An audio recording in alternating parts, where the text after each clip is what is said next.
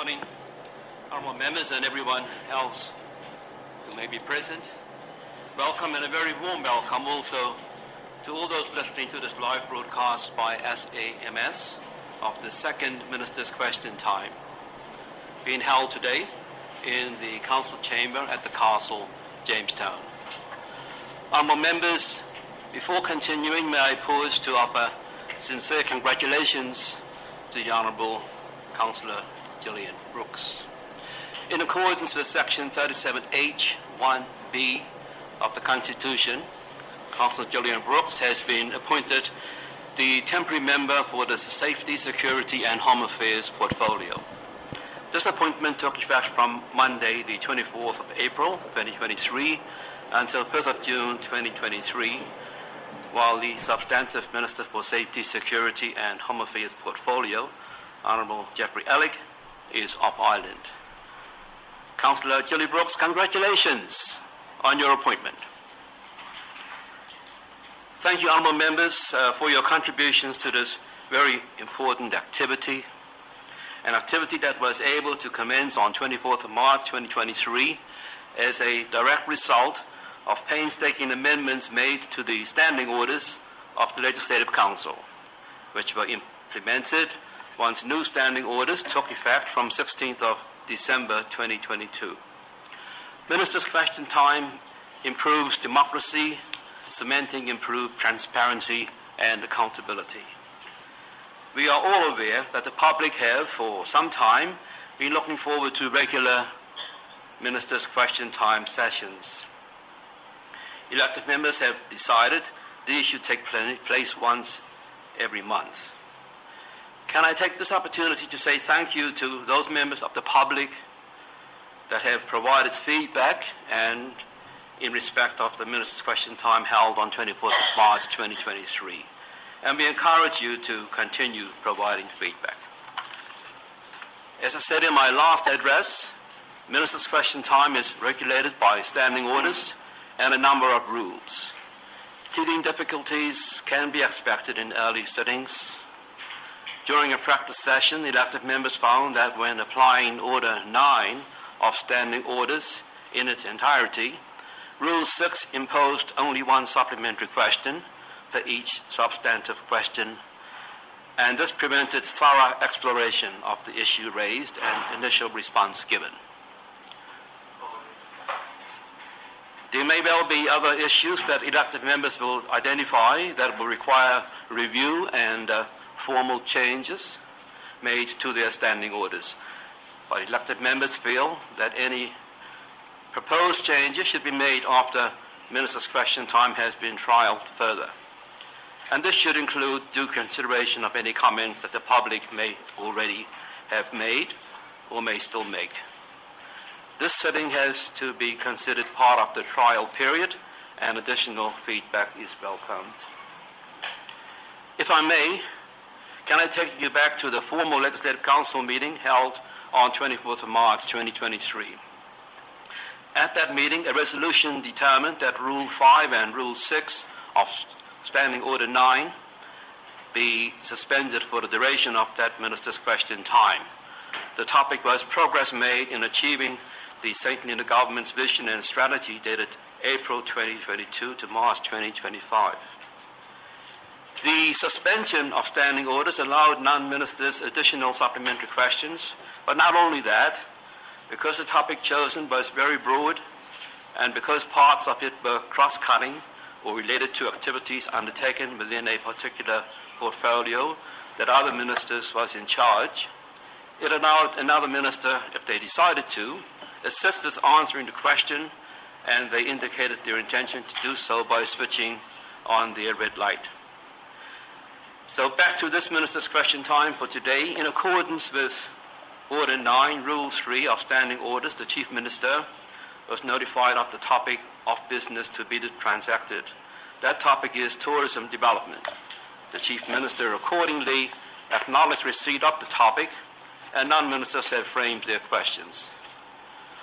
All of the questions prepared by non-ministers are addressed to the Minister for Treasury, Infrastructure and Sustainable Development, the Honourable Mark Brooks. The questions have been listed in alphabetical order but will be selected randomly for response. The duration of Minister's question time, starting from the first question, is 1 hour. The clerk and timekeeper for this sitting is Ms. Shanice Phillips. Honourable members, let's go to work. Ms. Phillips, may we have the first question, please?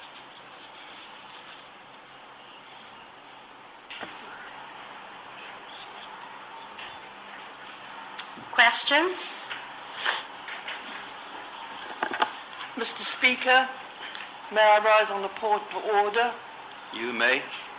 This pertains to suspension of standing orders in accordance with Order 19 and Order 21 of the Standing Orders of the Legislative Council.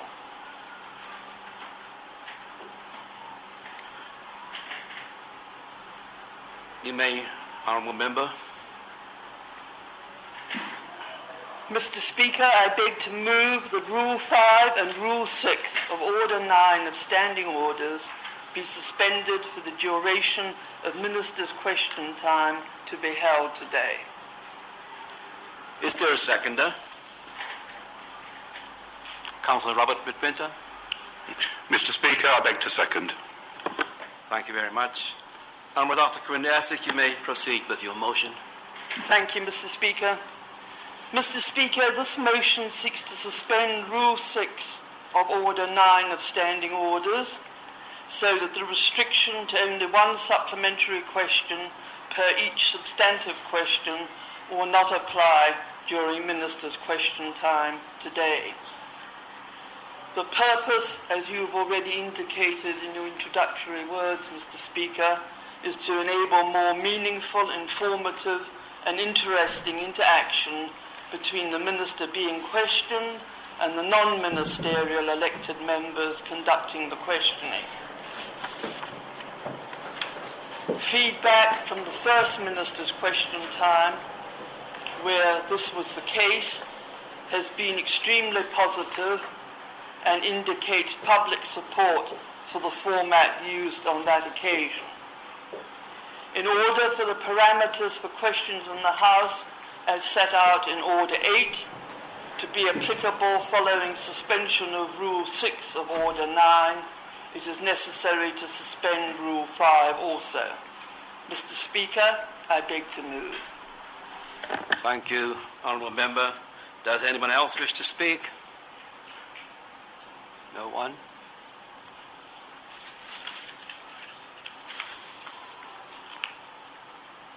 So, Honourable Member, I put the question that Rule 5 and Rule 6 of Order 9 of Standing Orders be suspended for the duration of Minister's question time today.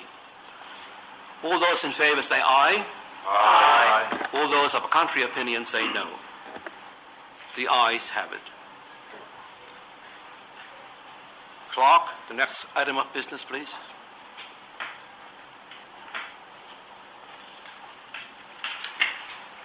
The Honourable Rosemary Barger. The Honourable Rosemary Barger. Thank you, Mr. Speaker. Mr. Speaker, I would like to declare my interest as an owner of a hospitality business. Mr. Speaker, can the Honourable Minister for Treasury, Infrastructure and Sustainable Development tell this Council if funding will be made available to allow businesses on St. Helena to engage the expertise of marketing personnel to assist them in marketing their businesses to reach the wider market, whether local or internationally?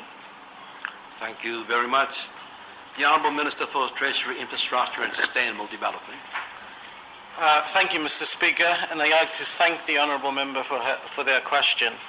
Before I begin, Mr. Speaker, could I share with you in congratulating Councillor Jelly Brooks on her temporary appointment for Minister for Safety, Security and Home Affairs, and just to say I welcome her to the ministerial team and look forward to working with her over the next couple of months. Thank you.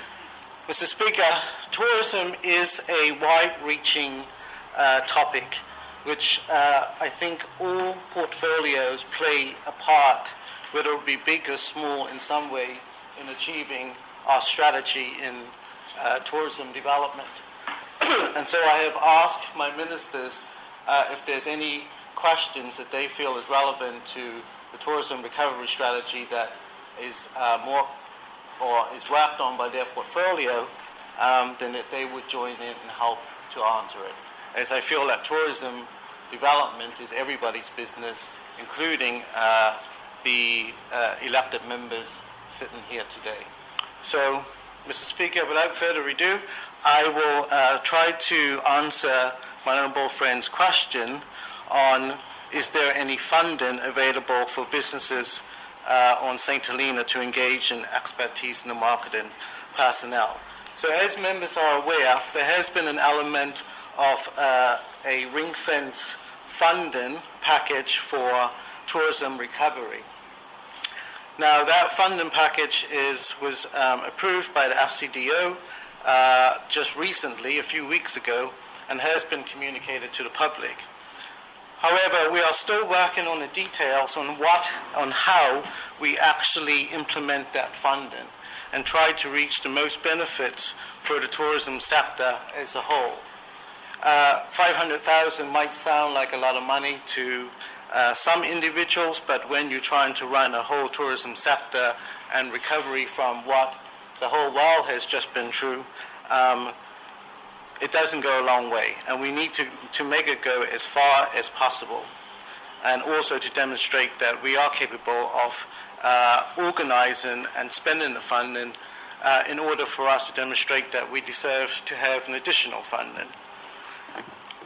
I can't say at this time, Mr. Speaker, that there will be funding available to allow businesses to engage with expertise of marketing personnel. But overall, the funding is geared to increase the marketing product on St. Helena and to increase our availability to different industries around the world that would tap into our marketing efforts in order to sell the island to their customers. If we do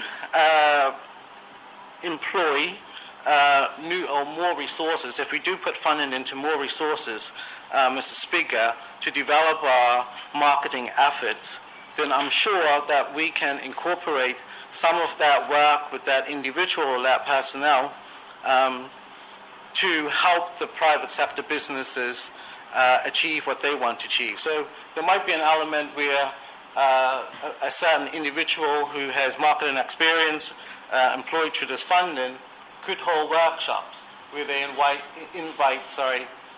local businesses to join in, so they can share on their experience and their professionalism as in how to market an accommodation or a restaurant and so on. But that is as much detail as I can give at this time, Mr. Speaker, because we are at very early stages in deciding how that money will be spent. And of course, from the recurrent budget, we're still not at the place where we have allocated that budget yet. So I can't say if any money will be allocated from the recurrent budget into marketing efforts for the private sector. So thank you, Mr. Speaker. Thank you, Honourable Member, for that detail. Honourable Rosemary Bargo. Thank you, Mr. Speaker, and thank you, my honourable friend. Mr. Speaker, can I just make a statement as such? Or why is this a If point? it's relevant, you may do that, yes. I believe that, for St. Helena to be successful, we need to ensure that all businesses are, thought about to enable we to sell the tourism package to people overseas. So I believe, we need to be every business in mind and how we can find ways to, develop everyone, not just a few, okay? And also, I would like to take this opportunity, Mr. Speaker, to congratulate my friend and colleague, Minister Brooks. I've, of course, congratulated her personally, but publicly, I would like to congratulate you on your achievement. Well done. Okay? Thank you very much. Are you going to ask a supplementary question? Not at this time, Mr. Thank you very much. Anybody else want to ask questions? Honourable Dr. Karinda Essex. Thank you, Mr. Speaker. Will the Honourable Minister please state within what time frame the 500,000 ring-fence funding has to be spent?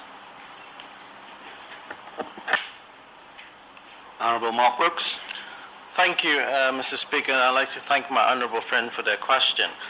My understanding, it is a one-year ring funds funding, so or envelope, so that my understanding would be that we would have to spend that money within the year. So, yes, Mr. Speaker, we have a year to spend that funding, is my understanding. Thank you. 1 year, thank you very much. Dr. Quinn Essex. Given the short time frame, considering that we're already nearly 1/4 into the year, can the Honourable Minister please indicate the date by which he hopes that the details of how the funding will be spent will have been finalised? Thank you. Honourable Minister. Thank you, Mr. Speaker. I'd like to thank my honourable friend for her question. So I can confirm that work has already started in a detailed plan on how that money will be spent. I have seen a first draft of that document. However, I do think it needs a bit more work, and of course that document still needs to be shared with Cabinet and the wider council. But I know that the suggestions in that document on how we deliver this is to set up a project board, so almost treat this 500K like a project to deliver with key KPIs and targets to set for that project board to deliver, which will help us to identify where the areas that didn't do so well and the areas that did so well, hopefully by the end of this year or end of this financial year, in order to put together a business case for how we continue to develop with our tourism sector going forward for years 24, 25. Thank you. Thank you very much. Next question, please.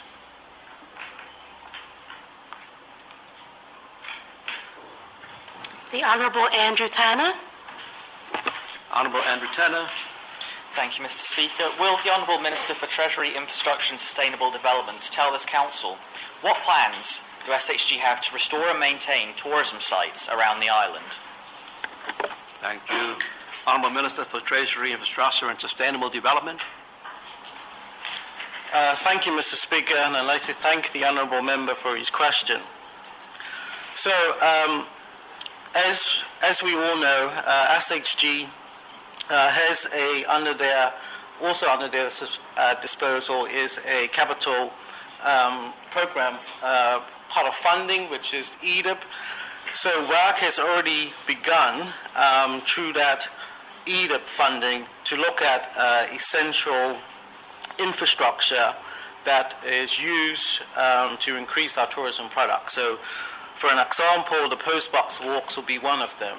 So there has been a business case put together to try and maintain some of those walks, increase the safety of those walks, and also increase the longevity of some of the infrastructure that allows those walks to be marketed as part of our product.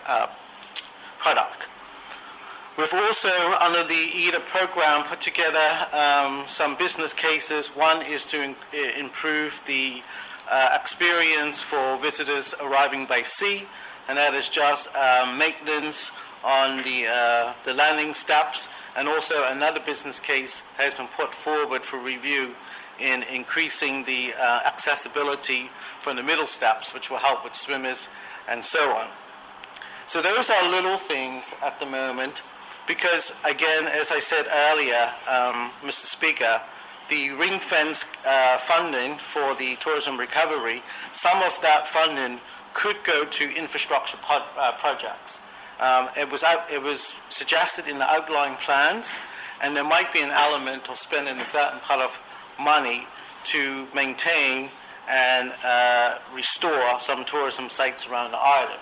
As for which sites that is, because obviously we all know that money ain't going to restore all of the sites, and because St. Helena has such a rich culture, especially in the history side of it, Mr. Speaker, there's too many to restore by doing all of them. So we have to choose carefully which ones we choose if we are going to put any funding in there. And obviously this will help also by the project board, which will identify some of them, and also I would encourage the public as well as my elected colleagues to also put suggestions forward in what they think will be the priorities in any infrastructure development or restoration work that is being done with this pot of funding. Thank you, Mr. Speaker. Thank you, Honourable Member. Honourable Andrew Turner. Thank you, Mr. Speaker. On behalf of constituents, can the Minister say whether areas such as Sandy Bay Beach in particular, High Knoll Fort, will be included as part of these plans? Honourable Minister. Mr. Speaker, I can say that High Knoll Fort and Sandy Bay Beach has been talked about for a number of years in trying to do something or develop those areas so that we can offer it more higher up on the tourism product delivery. Right now, we can't really market as such areas that is not safe, entirely safe to our tourism. So, for instance, I would shy away from telling anyone that Santa Bay is a great area to visit, especially if you're not a St. Helena, if you're just a tourism, because the road is pretty dangerous going down to Santa Bay. You need to be able to be familiar with driving on steep hills and so on, and that's never going to change. But what we can do is look to improve the access at the very bottom, where the road actually leaves the tarmac and goes onto a dirt road, meaning that in able to access the beach nowadays, you're more likely need a 4x4 than any vehicle. So obviously, to increase that, we would look at doing something with the access to the beach before we do anything regardless to the beach. I mean, it just makes perfect sense. No point in doing our facilities on the beach when half the population can't access it. But again, we need to set aside that whatever work we do in improving the infrastructure needs to be maintained. And that is one of the biggest problems with having a funding that is set aside for 1 year, or a funding to only plan over 1 year when you don't know what exactly or how much will follow on from that, or if there will be any other funding. So what we can do is basically take all of that into consideration when looking at the priority areas. One, will we be able to maintain that road if we were to put the funding into restoring that road or doing it up to a reasonable standard? So all things that we do need to look at. But I concur with my honourable friend that Santa Bay Beach and areas near the sea, being on an island, should be high up on the priority, because I think we got a lot to offer, and there's a lot that we could expand on with regards to our visitors and sea leisure visitors in particular. And also for the island's population, the community, everyone likes to enjoy the summer sort of around the sea areas. So yes, Mr. Speaker, I think it's important that we look at those areas in its entirety, but like I said, having the always in the back of mind the ability to maintain whatever funding we put into that. Thank you very much. Honourable Martin Henry. Thank you, Mr. Speaker. And if I could, Mr. Speaker, just add to my honourable friend's answer, I would just see one of the intermediate solutions, and something that we could do as an island is obviously something like Sandy Bay Beach would be a large development. It would cost far exceeding the budget we have. But the one thing we can do is recommend that when tourists do come, that they have guides to go to some of these places that are already not developed, but can go safely, but someone who knows that trail. That then increases increase what we can do on the island. We can have tour guides over that period and increase the income for St. Helenians themselves. So we can work on intermediate methods in between these large projects that we can still allow tourists to access such areas. Thank you. Thank you very much. Honourable Robert Midwinter. Thank you, Mr. Speaker. Mr. Speaker, the Minister's portfolio has previously advised us that they were considering previous plans to install a permanent Zulu memorial at the top of Jacob's Ladder. However, this has been subject to budgetary constraints. Can the Minister now say that because we have this additional funding, whether those plans will now be progressed? Interesting. Honourable Minister Mark Brooks. Again, Mr. Speaker, I'd like to thank my honourable member for his question, but again, I think getting down into the details of how we spend that funding hasn't been finalised yet, and it needs to be finalised with all of Cabinet, all of my ministerial colleagues, as the money wasn't just given to me alone, it was given to the island. And I do think, like I said at the beginning, we all do have a part to play. And I feel that what my honourable friend has alluded to is important, and it is something that we did undertake to do. And we shall, I think, within this year, try and make a real effort, even if it's not including the money within this ring-fence fund, but including the money from some other budget to mark that memorial and to mark that position on where it is at Lady Hill. As it was, like I said, it was always the intention to do that piece of work. So, thank you, Mr. Speaker. Thank you for that, Honourable Member. Honourable Dr. Corinne Essex. Thank you, Mr. Speaker. Obviously, public toilets are a key issue at tourism sites, and business cases have been prepared and submitted for upgrading of public toilet facilities. Can the Honourable Minister give an update as to what point those business cases have reached? Thank you. Honourable Minister Brooks. Thank you, Mr. Speaker, and I'd like to thank my honourable colleague for her question. If I am totally honest, I am not entirely sure at what point those business case sits at the moment. What I have seen, or what I do know, in this year is that 23 business cases was put forward under the micro projects for EDIP, and I think 3 was progressed by the review group. I'm not sure if any of the 23 was regard to a business case for improved toilet facilities, but I can find that information out and then feedback why that didn't get approved by the review group. But that's, like I said, Mr. Speaker, only under the assumption that there was business case put forward. What we have done over the last few months was obviously refurbish the toilets at Jamestown Wharf, which is used hugely, not just by the workers, but also by the diving community and the tourist visitors as general, as well as the community. And as I've said before, I think I've given an update either in this House or in one of the elected members' meeting, that under the Rubridge project, there is a small building package element of that which will include some toilet facilities and showers.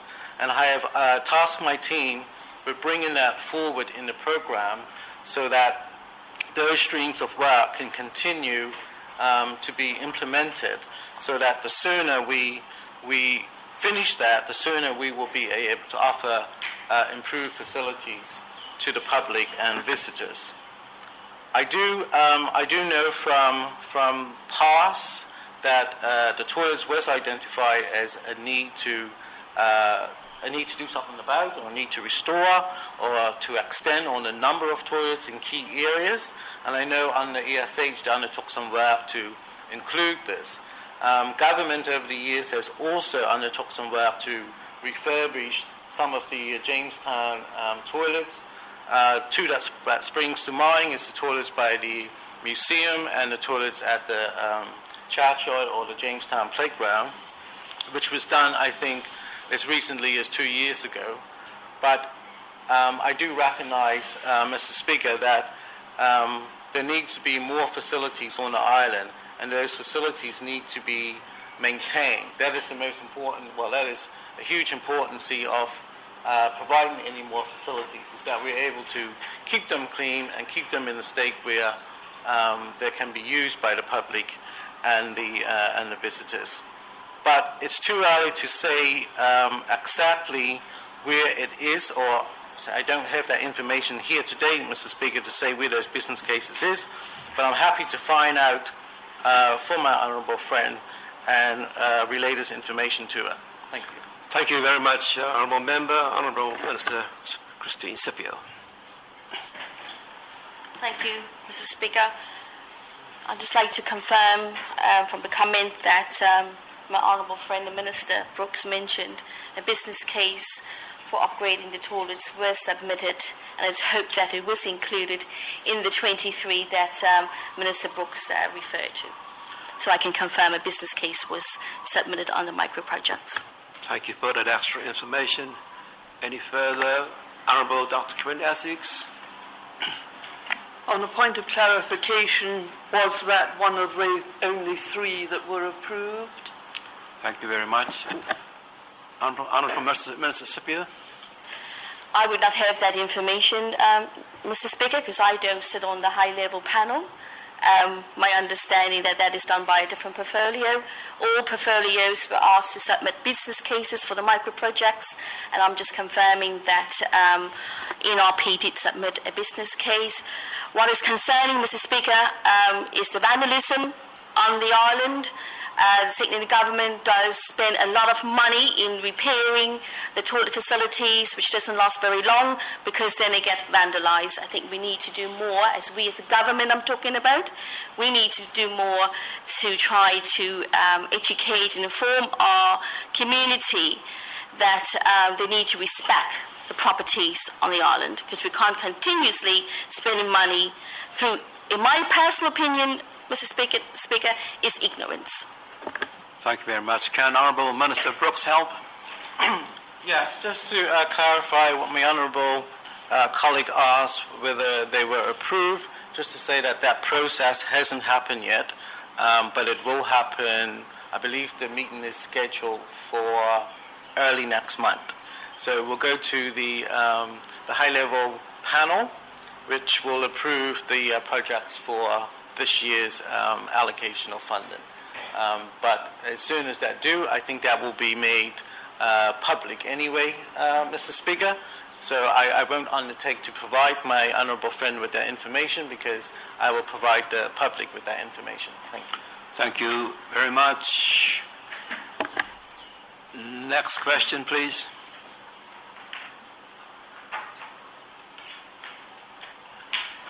The Honourable Ronald Coleman. The Honourable Ronald Coleman. Thank you, Mr. Speaker. Will the Honourable Minister for Treasury, Infrastructure and Sustainable Development tell this Council, as we are already carrying out work to protect and enhance our natural environment, can the Minister inform this House what plans are there to protect and enhance St. Helena's rich built environment for all who live here and our visitors to enjoy? Thank you very much. Honourable Minister for Treasury, Infrastructure and Sustainable Development. Thank you, Mr. Speaker. Mr. Speaker, on this question, I was struggling to understand exactly what my honourable friend is getting at. We are already carrying out some work to protect and enhance our natural environment, which I will agree. That will be some work that was done by my honourable friend, Minister Scipio's portfolio in regards to the marine management plan, and so on, which we all obviously participate in, and we all felt was a really good management plan in protecting our marine environment. As regards to enhancing the rich built environment for all those who live, could I ask my honourable friend just if he could clarify what part of the environment is he actually referring to? Is it our built heritage, or is it just building on what we've built so far? It's just the way you interpret the word built, Mr. Speaker, is a bit confusing. Thank you. Thank you, Honourable Member. He's referring to the rich built environment. Honourable Ronald Coleman, can you assist? Thank you, Mr. Speaker. It's the juvenile buildings, Mr. Speaker, like the Jamestown, which is a Georgian type of town, the enhancement of Jamestown, or even Lady Hill Fort. Rupert's, together with the abolition of slavery, are we redeveloping this or redeveloping the wharf, or even giving it a good clean-up, Mr. Speaker, for our tourists and the people who enjoy it here? Thank you, Honourable Member. Minister Brooks, can you help? Can you assist? Is that plain enough for you? I'll try, Mr. Speaker. So what my examples what my honourable friend alluded to was from redevelopment of the wharf to a clean-up, which obviously is quite a difference when it comes to I funding. agree. I would say, of course, with all that we're trying to do, especially again with Minister Sipiu's portfolio, that when we reach our peak season and when there's tourist ships due to call or a season that's already been established, and that we do work towards putting in a plan so that our attractions, our island attractions, is maintained and sort of cleaned up to look in as best as it possibly could for a reasonable sum of money. And I say a reasonable sum of money, Mr. Speaker, because we only have 500,000 in this ring fence fund. Obviously, we do a lot of work from our recurring budget, again, under Minister Stipiu's portfolio, in the environmental side of it, to try and keep the island tidy from debris and litter and so on. So, Mr. Speaker, I did see a light on from one of my colleagues down here. She will be called. The Chief Minister. So, I don't think there's much more I can add on to this, only to say that with some of the bigger built heritage, it will need substantial more investment than 500,000. And if we're looking to develop our seafront or increase the accessibility for leisure tourists, marine leisure tourists, and experience around the seafront, then that is going to need a bigger investment, and that's something that we will be fighting for through another capital funding program. But it's a bit too early to say, but in the pipeline of projects going forward, that is still in the vision, as it was identified some time ago by a number of consultants. So thank you, Mr. Speaker. Thank you, Honourable Member. Honourable Chief Minister. Thank you, Mr. President, is it today? Speaker today. Mr. Speaker.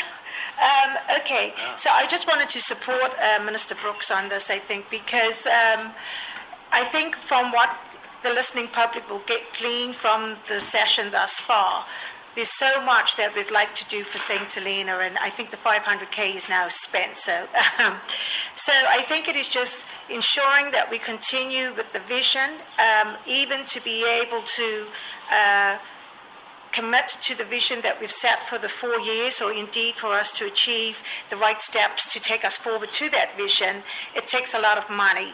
So even though we are grateful for the $500,000 that is ring fence for tourism, we also need to be looking, it is obvious from the discussions today, at looking at revenue generations.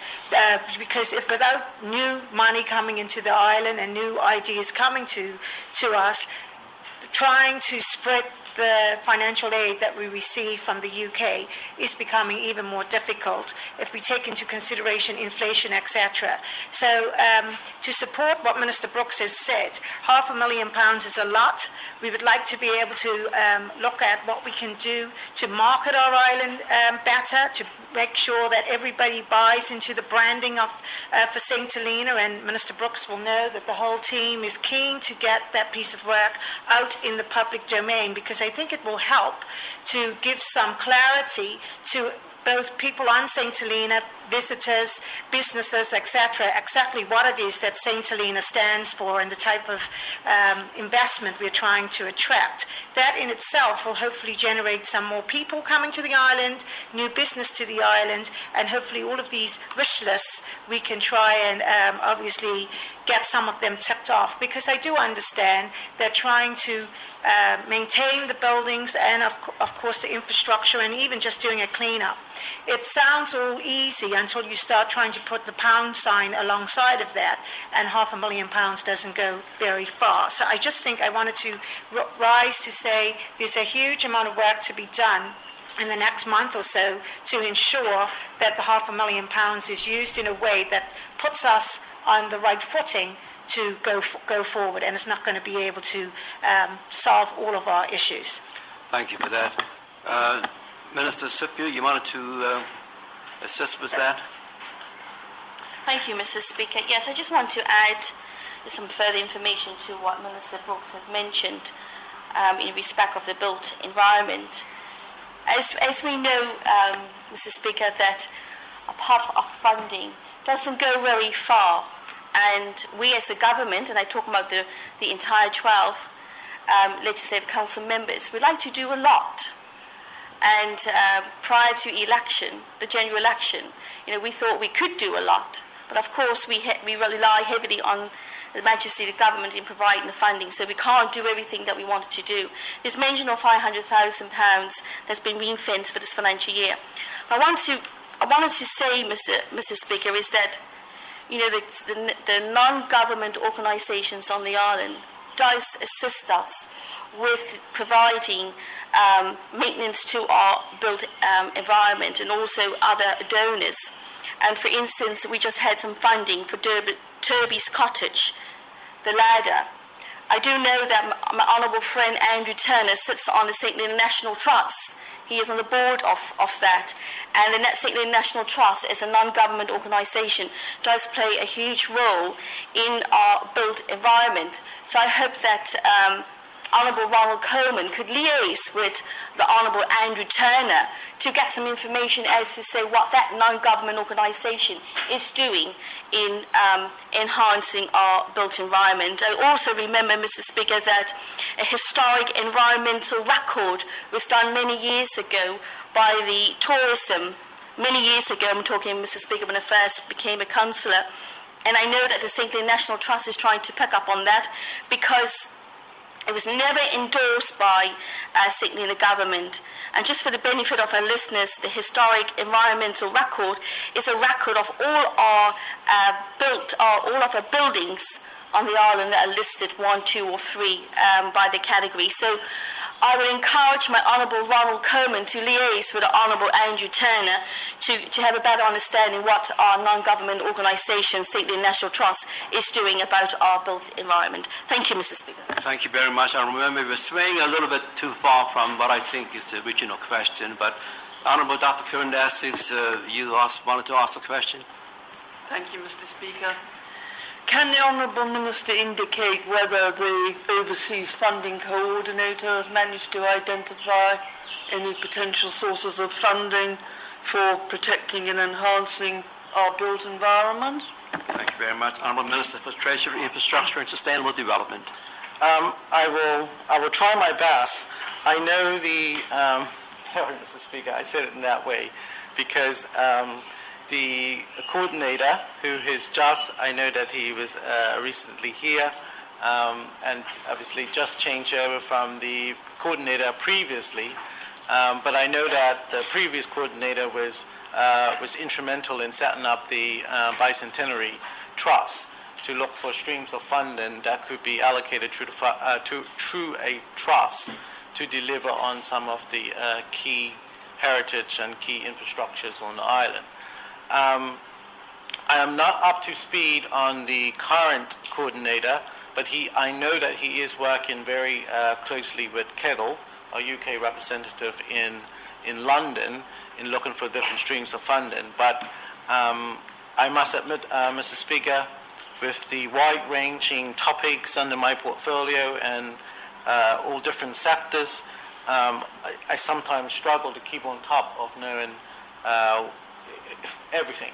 And this is just one of those things that I haven't had a recent update on yet.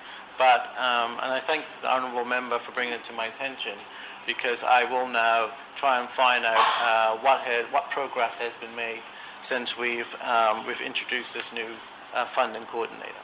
So thank you, Mr. Speaker. And thank you very much. The question may be exhausted unless Honourable Carl, you have a point? Thank you very much, Mr. Speaker. Just to ask the Honourable Minister if currently we are carrying on doing survey work with tourists so that the tourists can help us identify which buildings to put our money into, which sites to put our money into. I know that when Ash was here there was very significant questionnaires given to all the tourists which we received a lot of feedback from. Is that still an ongoing thing? Can you assist, Honourable Minister? Thank you, Mr. Speaker, and I'd like to thank the honourable member for his question. my understanding, yes, it is an ongoing thing, but obviously the resources within the tourism sector, or which is now called the Visitor Information Center, has reduced quite dramatically from when ESH was carrying out all of these surveys. So my understanding is, yes, the tourism manager does have regular dialogue with the accommodation providers, the tour operators, and so on, to get a general feel of what the tourism sector is looking at, and precisely in what are the main attractions of the island. Are they still the same as was identified by ESH? A lot of them, obviously, we've seen as members of the community with our own eyes. Things like the divers and stuff is still a huge attraction. So I don't think no sort of work needs to be done around identifying that as one of our key selling points. I think the work should, the resources should be put on to how we can improve on that sector within the product that we offer. I know the postbox walks was quite a big hit with tourism, and that is why we have allocated some funding within EDIP to maintain and protect those walks, and the marketing manager is always promoting the walks and the blue and green agendas that we have here. But I don't have a spreadsheet that I can show my honourable friend to say that yes, all of this is being monitored, but generally overall I do get updates from the marketing manager to say, you know, what has a lot of hits, what sort of advertising lands a lot of results from, you know, from basically reviews and so on, and also from the two PR companies that we do. The Brighter Group, they often feedback stats to the marketing manager on how well a specific advert did, or a little write-up on a specific sector within tourism did. So it builds a picture on what we need to develop on. But again, holistically, going forward, I think, and especially as we move into a new digital era, I think, you know, the general public could play a big role in advertising the island and the awareness of St. Helena. You know, soon I hope to see that, you know, it will become really cheap to upload YouTube videos and so on. So it's not just about targeting the Pacific pot of money to certain sectors, but it is marketing our island generally from what I call, you know, free promotion or free advertising. And so it's work that we're doing also in different sectors to do with our cable and our digital transformation that will also help increase the awareness of the island as well.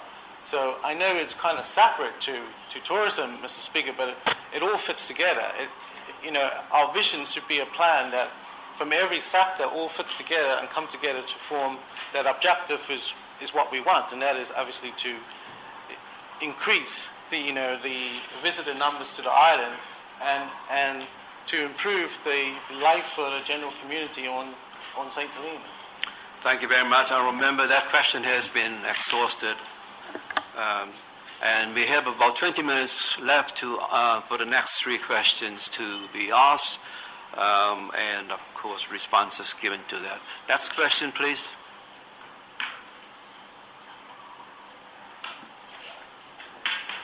The Honourable Robert Midwinter.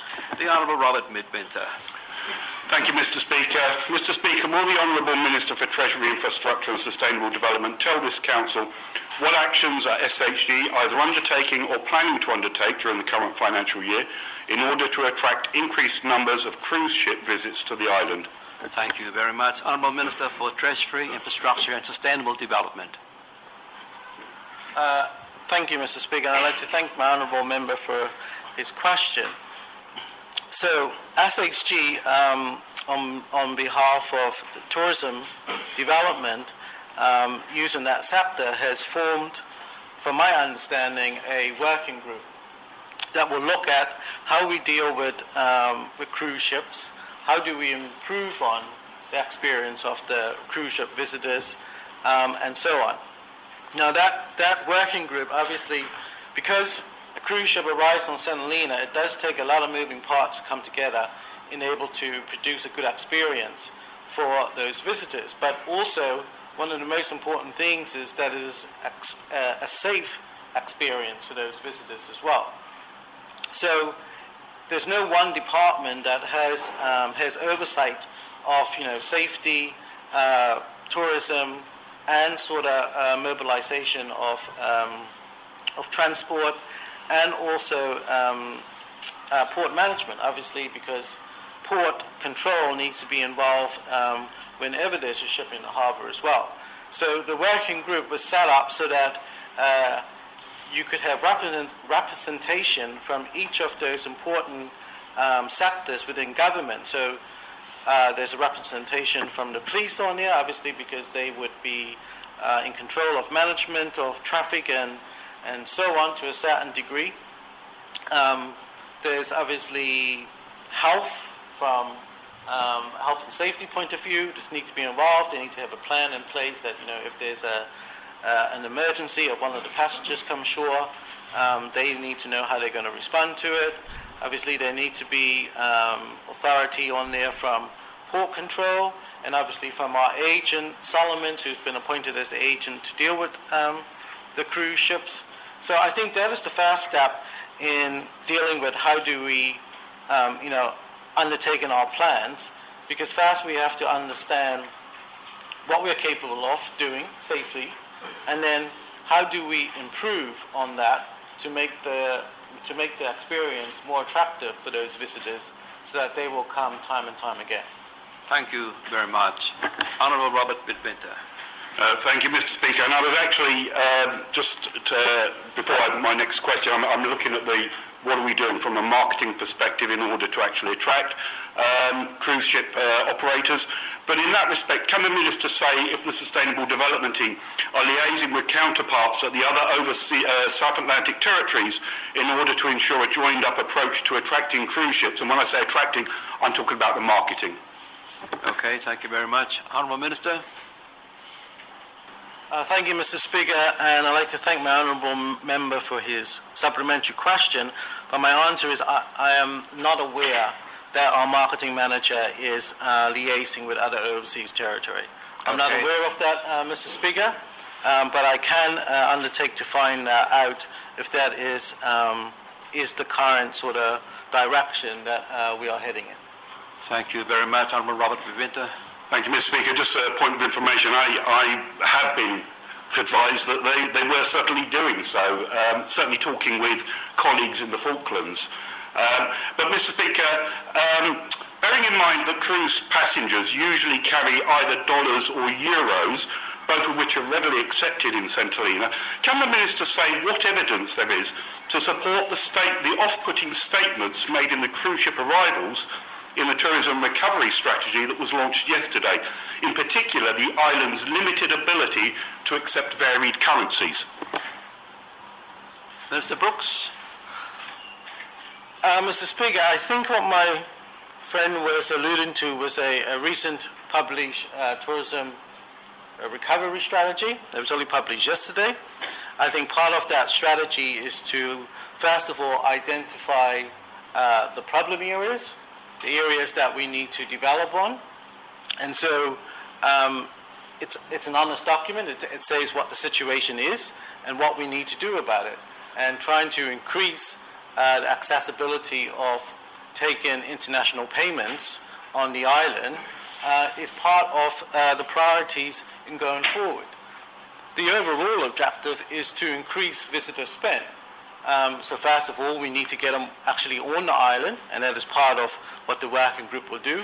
And then it is for not just individual businesses, but also for government to having the right sort of regulations and procedures in place that will allow transactions to actually happen on the island with regards to international debit cards.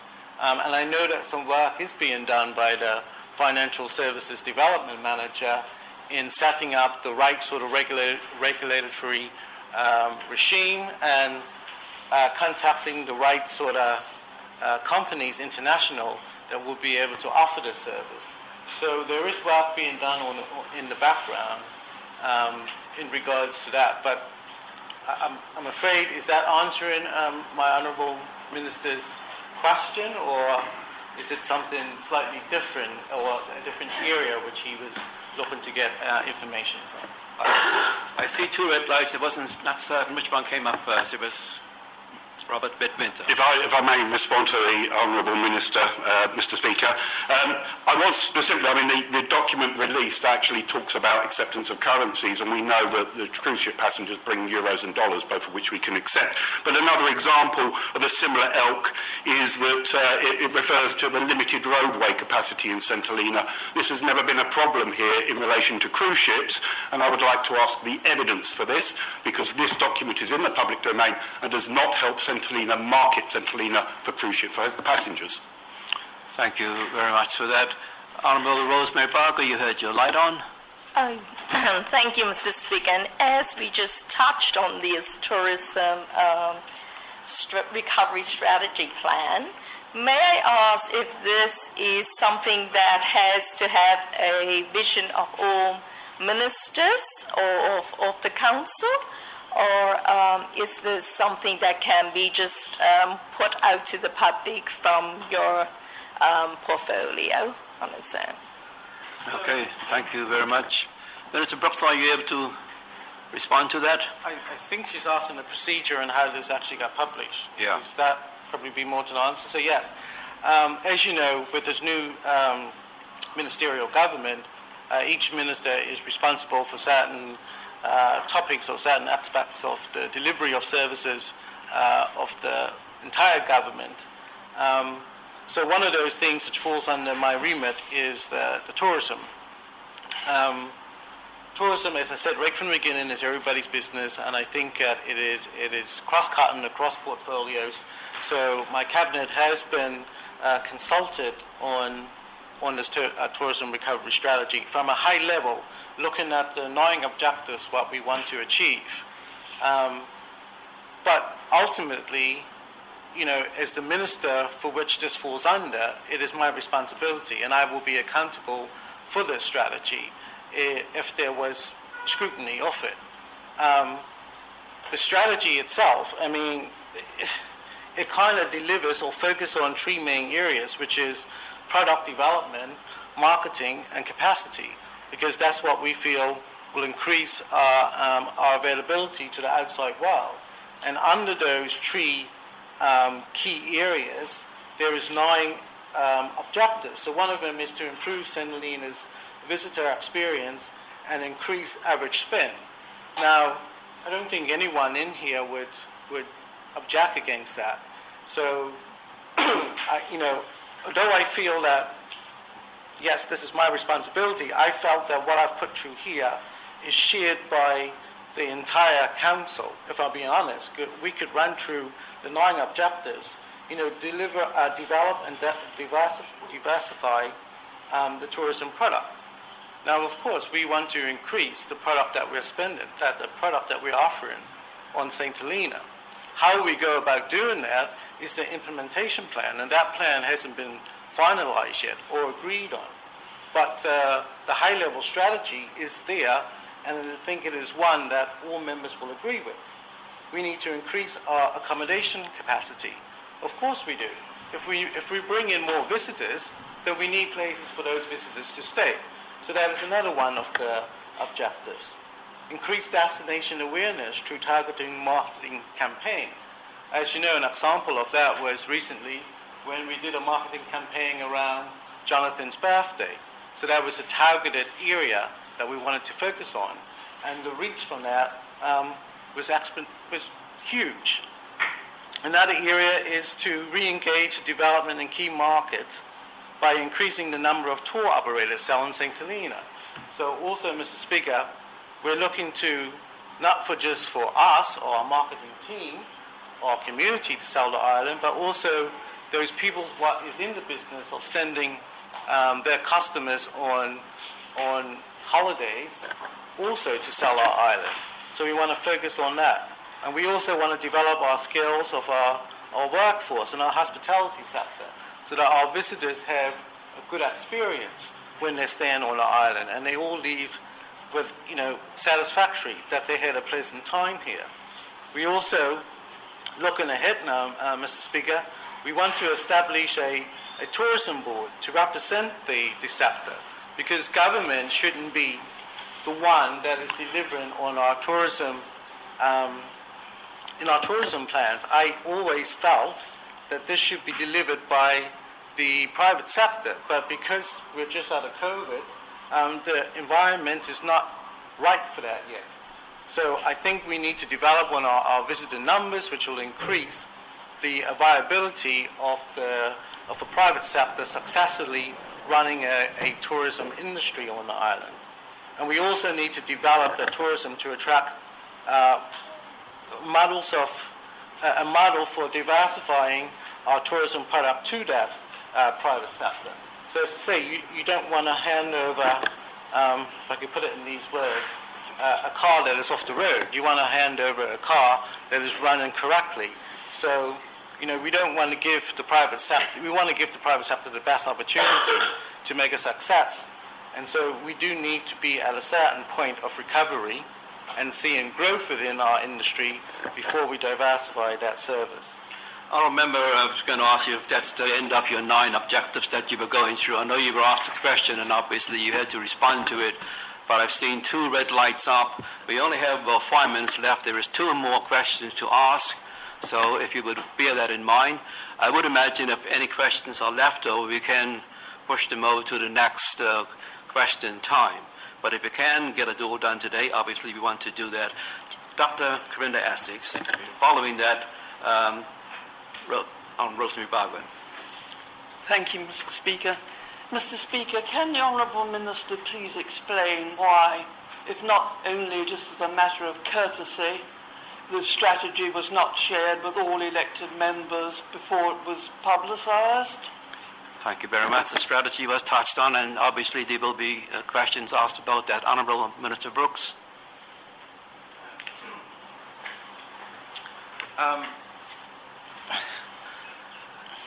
It wasn't a conscious decision not to share it, Mr. Speaker.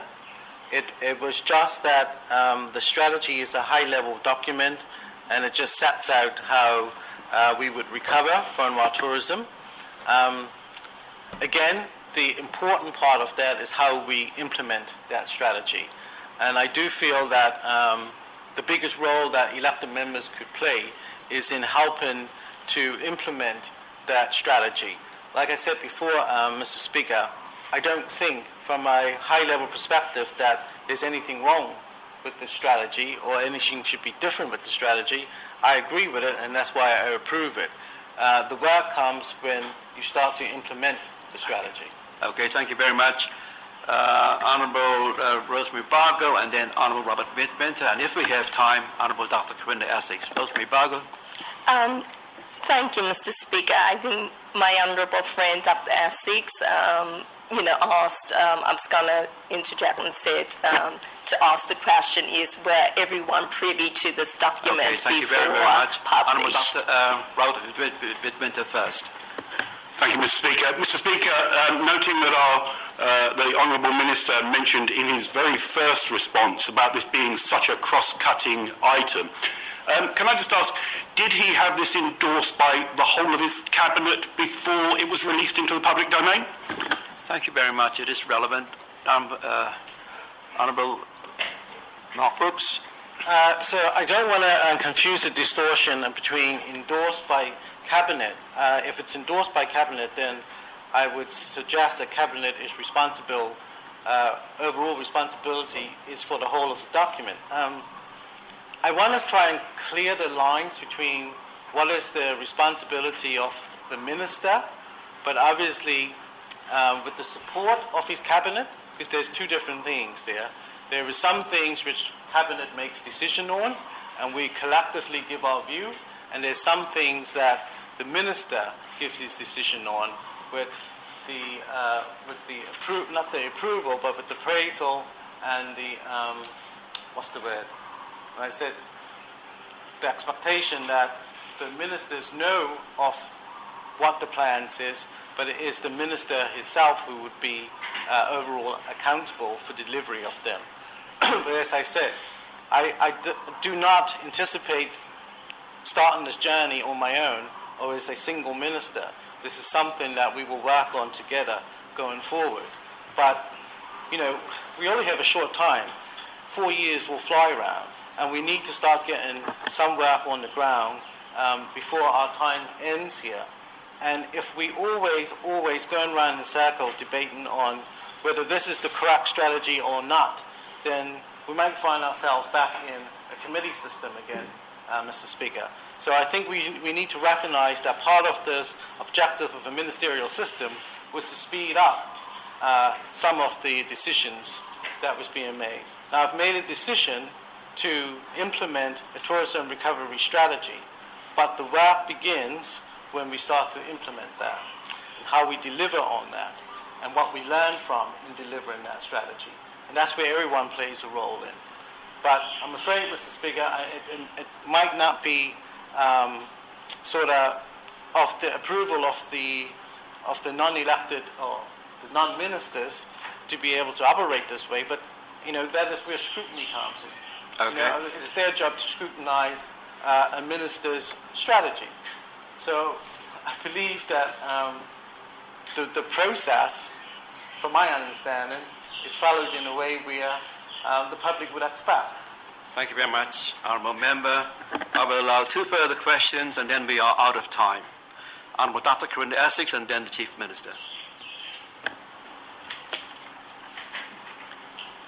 With the greatest respect to the Honourable Minister, does he not see that there is a need to get buy-in and support from his colleagues for a cross-cutting document of national importance such as the strategy?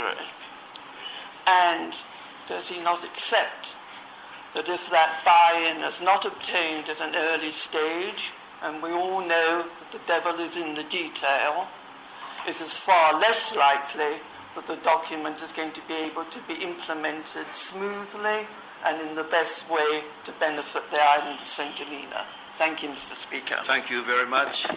Can I ask the Honourable Chief Minister if she will respond?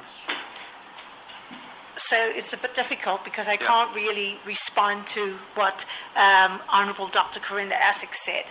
I just think, just to wrap this all up and put a bow on it, I think what we're trying to say is it would have been great for the document to have been shared before publicised, because we have had other documents that's come through that has been scrutinised, if I can say it like that, by Legislative Council, and it does help to ensure that the wording is correct, because I think what Councillor Robert Midwinter is also saying is it's the way in which certain sections of that document comes across could incorrectly market St. Helena in saying that instead of being open and considering our parameters that we can operate within, it is saying that we are not open for business. And I think that is, I'm hoping I've got that right, Councillor Midwinter. So I just think we will learn from that experience and ensure that going forward a cross-cutting document like this is shared with ministers but also with all elected members, so the document when it goes out has the full endorsement, if I can say that, or understanding of the full council. Thank you. Thank you very much, Honourable Chief Minister. You said you wanted to wrap it up and put a bow on it, and I think you have already done that. That brings us to the end of the Minister's question time for today, Honourable Members. There were two questions that weren't able to be asked because we ran out of time. That then does conclude the proceedings of Minister's question time for today. Thank you one and all for your very valuable contributions. I wish you a productive day ahead. Thank you all very much.